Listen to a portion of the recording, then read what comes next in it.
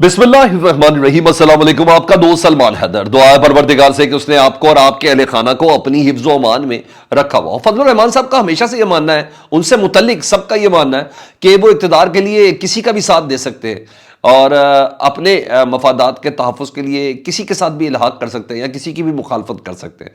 उनकी माजी की बातें, पुरानी बातें सारी छोड़ दें जी, लेकिन जो बातें उन्होंने अभी हाल में की है ना, और वो बहुत अहम है। और सीधा सीधा इस्टेब्लिशमेंट, पाकिस्तान की फ़ौज, सिक्योरिटी इदारे, सब पे उन्होंने पैसे लेने का, माल बनाने का और पता नहीं कौन कौन सा इल्ज़ाम उन्होंने लगाया। और वो मौलाना फजलुर रहमान साहब जो इमरान खान साहब का नाम नहीं लेते थे, वो वक्त बदल रहा है जी। इमरान खान साहब के साथ साथ चलने के लिए भी तवक्को का इजहार कर रहे हैं, और क्या है क्या नहीं, बड़ी ज़बरदस्त चीज़ें जी। इलेक्शन के 4 रोज़ ना, ये मैं बात आपको बड़े वसूख से कहता हूँ, इलेक्शन के होने के 4 रोज़ तक मौलाना फजलुर रहमान साहब ने ना टिल का ज़ोर लगाया। पहले बड़े मियाँ साहब को फ़ोन किया, उनको दरख्वास्त की, फिर छोटे मियाँ शहबाज शरीफ साहब से रिक्वेस्ट की कि जनाब कुछ कर दे हमारे लिए, कोई लेवल प्लेइंग फील्ड कर दे हमारे लिए, कुछ नताइज में रद्द बदल करवा दे हमारे लिए। बड़ी उन्होंने कोशिश की ना, और जब 4 रोज़ तक कुछ नहीं निकला ना, तो आज सबसे पहले उन्होंने कल सबसे पहले शाम को एक प्रेस कॉन्फ्रेंस की और फिर उसके बाद कुछ इंटरव्यूज़ दिए, और ऐसी बातें उन्होंने की जो अगर कोई और कह देता ना अभी तक वो कुचला जा चुका होता। ऐसी बातें उन्होंने की, और वो बातें डेफिनेटली वो ये कह रहे हैं कि ये हुकूमत ज़्यादा देर नहीं चलेगी, ये हुकूमत हचकोली खाते रहेगी, ये हुकूमत हचकोले खाते रहेगी।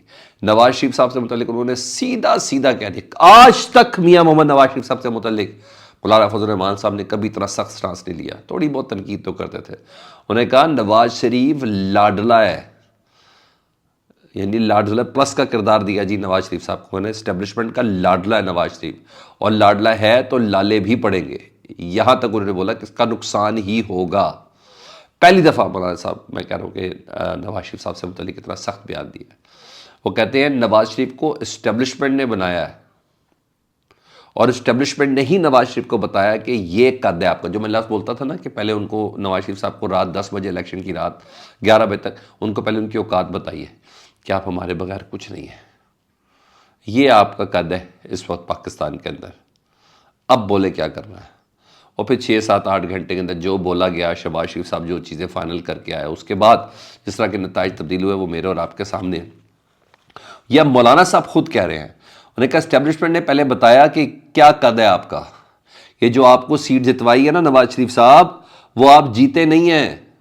फलानी सीट आप जीते नहीं है, जितवाई है आपको।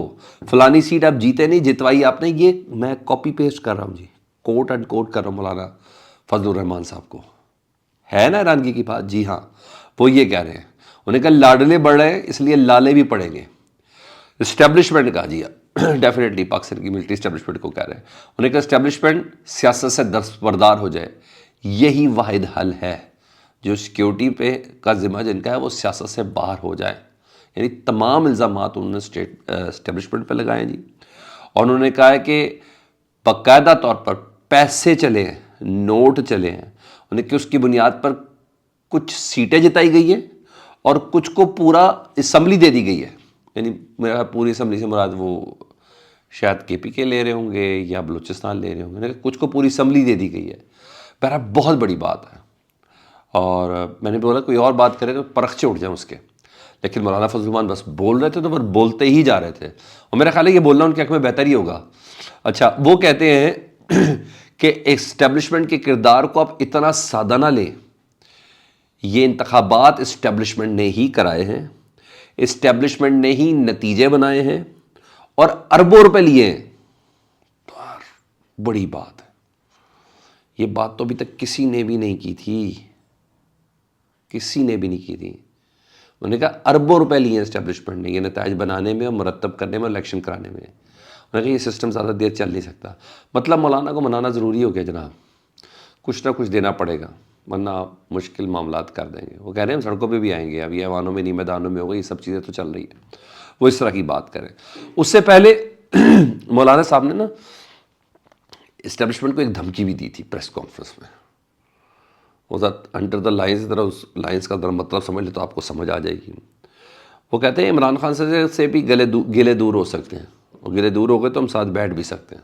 بڑا خطرناک بات ہے، ٹوٹل بالکل میں کہہ رہا ہوں کہ اسٹیبلشمنٹ پر حملہ ہے ان کی یہ بات، کیونکہ عمران خان صاحب اسٹیبلشمنٹ کے لیے اس وقت قابل قبول نہیں ہے. مولانا فضل الرحمان صاحب اچانک یہ بات یہودی ایجنٹ سے طالبان خان سے یہ کہاں لے آئے؟ جی ہاں، اگر عمران خان جیت گیا، وہ یہ کیا کہہ رہے ہیں اسٹیبلشمنٹ کو، اگر عمران خان جیت گیا ہے نا تو اس کا مطلب ہے 9 مئی کا فوج کا بیانیہ دفن ہو گیا ہے. سر یہ بہت بڑی بات ہے، اور یہ پوری کی پوری بات پاکستان تحریک انصاف کے حق میں جاتی ہے کہ عوام نے 9 مئی کو بودر نہیں کیا، عمران خان کو ووٹ دے کے جتایا ہے. یہ مولانا فضل الرحمان صاحب کے منہ سے نکل رہی باتیں. تو 9 مئی سے متعلق عمران خان صاحب سے متعلق وہ یہ کہہ رہے ہیں، اور وہ کہہ رہے ہیں کہ اس کا یہ ہے کہ جیسے میں 9 مئی کے معاملے میں عمران خان کے ساتھ کھڑا ہوں، وہ اسی طرح کی باتیں کر رہے ہیں، ان کے کچھ مطلب کچھ اسی طرح کا نکل رہا تھا ان کی بات کا. تو سر مولانا صاحب کو روکنا ضروری ہے، اور یہ رک جائیں گے، کچھ نہ کچھ ان کو دے دیں گے، وہ پلان شلن بنا لیں گے، کیونکہ اتنے محاذ اسٹیبلشمنٹ بھی کھولنا نہیں چاہیے گی. اور یہی نہیں، محاذ ایسے نہیں ہے نا، محاذ آگے بھی ہیں جی. مولانا صاحب اپنی جگہ پہ چل رہے ہیں نا. دوسری طرف اگر دیگر باتیں کروں تو مولانا صاحب تحریک کا خاکہ چلا رہے ہیں کہ جی میں تحریک پڑھنے لگا ہوں. ادھر عوامی نیشنل پارٹی جی احمد ولی خان صاحب، انہوں نے بھی محاذ پکڑ لیا اس الیکشن کے خلاف. دیکھیں الیکشن کے خلاف اسٹیبلشمنٹ کے مورے اسٹیبلشمنٹ کے خلاف سڑک پہ آ رہے ہیں. ہیلا انٹرسٹنگ چیز سر. پھر کہتے ہیں پاکستان تحریک انصاف کو سیاست نہیں آتی.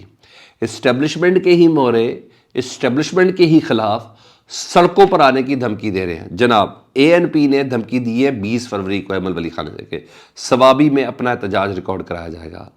یہ ابتدا ہوگی، اور پھر 4 سدہ میں اپنا احتجاج ریکارڈ کرائیں گے. تو اے این پی علیحدہ سڑک پہ، مولانا فضل الرحمان علیحدہ سڑک پر. بلوچستان میں جو پوزیشن ہے وہ آپ دیکھ لیں. ٹھیک ہے جی. یہ تمام کے تمام وہ لوگ ہیں جو اسٹیبلشمنٹ کے کہنے پہ چلتے ہیں. یہاں یہ چیز ہے. اچھا دیگر خبروں میں 2 خبریں اور ہیں، وہ میں آپ کے سامنے رکھ دیتا ہوں. صرف نون لیگ آزاد اراکین نہیں کھینچ رہی، اور علیم خان صاحب آئی پی پی والے، جی ہاں انہوں نے بھی یہ کام شروع کر دیا ہے. اور ظاہری بات ہے اس طرح کریں گے، آزاد اراکین توڑیں گے تو اسمبلی میں، صوبائی اسمبلی میں اپنا قد بڑھے گا نا. نیشنل اسمبلی میں تو چلے جائیں گے، منسٹری تو لے لیں گے، لیکن صوبے میں بھی اپنی تھوڑی طاقت بنانی ہے نا، اور اس کے لیے بہت ضروری ہے. جہانگیر خان ترین صاحب تو سیاست سے ریٹائر ہو گئے، تو علیم خان صاحب ایکٹیو ہو گئے. اور پھر اسمبلی میں، پنجاب اسمبلی میں مریم نواز ہوں گی، تو استحکام پارٹی جو ہے وہاں بھی اپنی مزارتیں لے گی. تو کہہ رہے 10 سے 15 اراکین ان کے ساتھ رابطے میں ہیں، اور 4 لوگوں نے ویسے ان کو جوائن بھی کیا ہے. ایک ہے پی پی 283 کے تونسا سے حافظ طاہر کیسرانی، پی پی 270 زاہد اسماعیل، راجن پور سے 296 پی پی 296 سردار اویس زریشک، اور بکھر سے غضنفر عباس شینا. ان لوگوں نے آئی پی پی کو جوائن کر لیا ہے.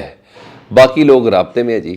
اور ظاہری بات ہے مرکز میں جہاں کمزور ہوگا، لڑکھڑا رہا ہوگا، وہاں پنجاب میں بھی تھوڑا کمزور والا پوائنٹ رکھنا ہے. یہ علیم خان صاحب کر رہے ہیں. تو سر یہ اس وقت پوزیشن چل رہی ہے، اور سیاسی قداور لوگ اسلام آباد میں بیٹھے ہیں جن کو پہلے بغیر مانگے مل جاتا تھا، وہ ایک ایک بوٹی کو ترس رہے ہیں، ایک ایک بوٹی کو ترس رہے ہیں. پھر بھی کہتے ہیں عمران خان کو سیاست نہیں آتی. حیرانگی کی بات ہے، حیرانگی کی بات ہے.